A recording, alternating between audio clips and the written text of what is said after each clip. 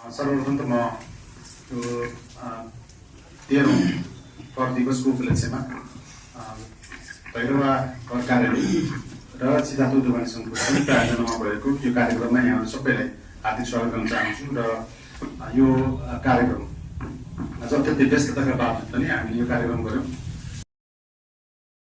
आइरहेको छ। यो विषयमा जति हामीलाई चाहिँ जुन व्यवहारिक पर्सनल जस्तो समूहसँगले भन्नु भएको छ यो नेसनल वाइज कुराहरू यो कुराहरू अघि नै मन्त्री एउटा कार्यक्रममा मन्त्रीजीको अगाडि मैले कुरा राखेर। सर, आज किस प्रकार का गोष्ठी किया गया है और किन किन मुद्दों पर विशेष रूप से चर्चा किया गया है? आज ये सबसे पहले तो कर दिवस आज ये मनाया गया है। आज 6वां दिन था कर दिवस का, और कर दिवस के उपलक्ष्य में कर संबंधी जो समस्या वगैरह है उसके बारे में विस्तृत रूप में छलफल किया गया है। तो इसमें कई प्रकार की समस्याएं आ रही थी। जो व्यापारी हैं और जो उद्योगपति हैं विशेष तौर पे कर वृद्धि को लेकर मतलब अपनी समस्या जता रहे थे, तो उसके समाधान के लिए किस प्रकार की रणनीति बनाई जा रही है? कर वृद्धि सबसे बड़ा समस्या तो अभी आज के दिन में उद्योग वगैरह 30 से 40% के कैपेसिटी में अभी चल रहे हैं, और जो विदेश जाने वाले जो अभी जनसंख्या है लगभग 2000 आदमी पर डे, 2 से 2500 आदमी पर डे विदेश जा रहे हैं अभी, वो एक चैलेंज के रूप में आज देखा जा रहा है। एक तरफ जो है यहाँ का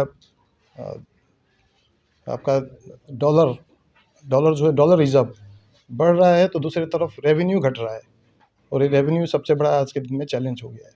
नहीं सर, ये बताइए जैसे कि आपके जो बैंक हैं, बैंक तो दैवीय आपदा में बैंक को ब्याज कम करना चाहिए, बैंक ब्याज बढ़ा रहा है। आपका ऑब्जेक्शन है कि बैंक ब्याज जबरिया वसूल रहा है हमसे। नहीं, बैंक का एक्चुअल में रियल प्रॉब्लम क्या है कि बैंक का मतलब साल भर के अंतराल में बैंक का ब्याज दर बहुत तेज़ी से बढ़ा है, जिसके कारण यहाँ पे फिजिबिलिटी कम हो गया है। इसका कारण क्या है? उसका कारण क्या है कि एक तो डिपॉजिट रेट जो है बहुत ज़्यादा हाई था, 12% में तो बैंक खुद ही डिपॉजिट उठा रहा था, और दूसरा कारण क्या है कि पैसा का डिमांड सब कुछ डिमांड एंड सप्लाई के बीच में निर्भर रहता है। उस टाइम डिमांड ज़्यादा था, सप्लाई कम था, तो डिमांड सप्लाई का गैप होने के कारण आपका ये पैसा जो है बैंक का रेट ऑफ इंटरेस्ट बढ़ रहा था, वही ही आज कारण हो गया उद्योग नहीं चलने का रीजन। सर, राष्ट्रीय कर दिवस है, इस पे आज जो है बैठक किया गया है जिसमें विभिन्न प्रकार के मतलब उद्योगपति और व्यवसायी लोग इसमें शामिल हुए।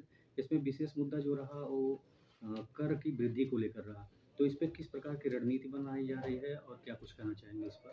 इसमें कर का दर के विषय में वो हाई रेट नहीं है हमारा, वो मीडियम ही है। वो विकसित देश की दाँजों में हमारा वो ठीक ही है, नहीं ऊँचा नहीं है। ये किस तरीके से इसका दर बढ़ता है? वार्षिक बढ़ता है या क्या इसका मानक है? वार्षिक रूप में बढ़ता है, लेकिन रेट नहीं बढ़ता, दायरा बढ़ रहा है। अच्छा सर, आपके यहाँ जो है अभी जो करीब 30 लाख लड़के लड़की जो है यंग लड़के लड़की वो विदेश चले गए। आर्थिक स्थिति खराब होने के कारण यहाँ ने बीते 4 महीनों की ऑडिट की रिपोर्ट है कि 30 से 35 लाख लोग चले गए। इस पे क्या कहना है आपका? यसमा अब यो चाहिँ राष्ट्रिय इस्यु हो हैन, यसमा हामीले अब तल्लो लेभलको मान्छेले अब यो विषयमा बोल्न त्यति उपयुक्त हुँदैन। अच्छा सर, तस्करी पे जैसे अभी हमारे एक भाई ने बोला कि तस्करी जो है, तस्करी को रोक दिया जाए। अभी हमारे डीएसपी डंडा किशोर कुमार 2 महीना पहले 2 महीने की रिपोर्ट है, 2 महीने में उन्होंने 2 करोड़ का माल पकड़ा। इस पे आपका क्या कहना है? वो चाहिँ उता इन्डियाबाट चाहिँ तस्करी कम भयो भने हाम्रो यहाँको आन्तरिक व्यापार बढ्छ, त्यसले हाम्रो रेभिन्यूमा पनि कन्ट्रिब्युसन बढ्छ भन्ने हाम्रो अपेक्षा हो।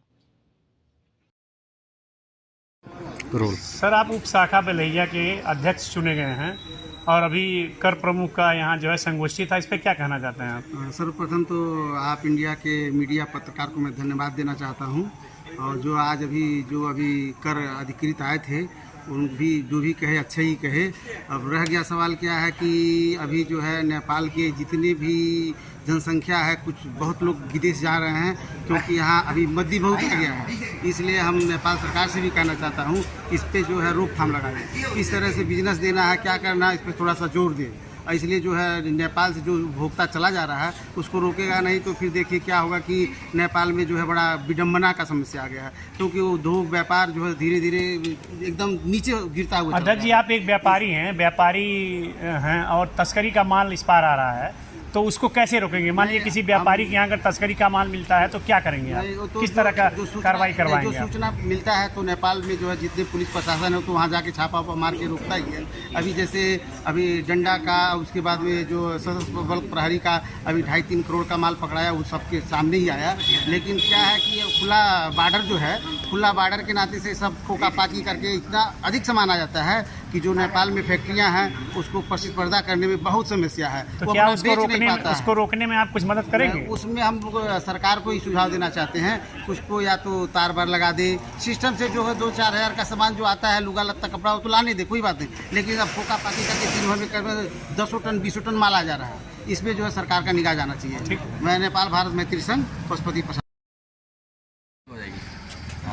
पूछिए सर ये बताइए कि आज कर वृद्धि को लेकर कर प्रमुख ने एक मीटिंग किया था, उसमें क्या कहना है आपका?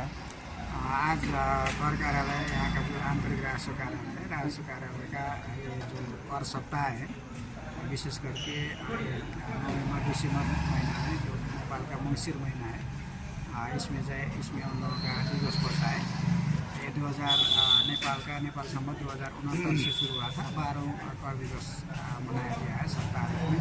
इसी के सिलसिले में जो आज उद्योग महोत्सव में कर संबंधी परामर्श था, इसमें जो कर कार्यालय में यहाँ का जितने मतलब 1,65,000 करदाता है इस कार्यालय के अंतर्गत, उन लोगों ने जो मतलब उनका कर लेने देने के समय में अब जो कर निर्धारित करते के समय में जो समस्या है, अगर उसमें कोई समस्या है तो उसमें आप लोग खुला रूप से बोलिए बोल के आंतरिक राजस्व कार्यालय के प्रमुख चीफ बोल रहे थे।